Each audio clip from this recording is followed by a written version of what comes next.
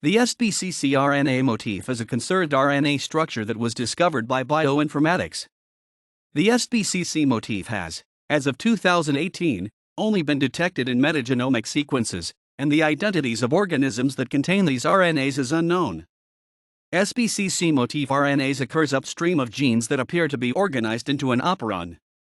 Commonly, these operons contain an Sbcc gene, whose functional role relates to DNA repair. Sbcc genes encode protein that function as ATPases. The upstream location of Sbcc motif RNAs could suggest a function as cis-regulatory elements. However, Sbcc motif RNAs are, in fact, located in the midst of many genes that might be co-transcribed. Such a genetic arrangement is typical of phage genomes. Thus, although none of the genes exhibited an unambiguous relationship to phages, it is also possible that Sbcc motif RNAs function as small RNAs, as part of phages.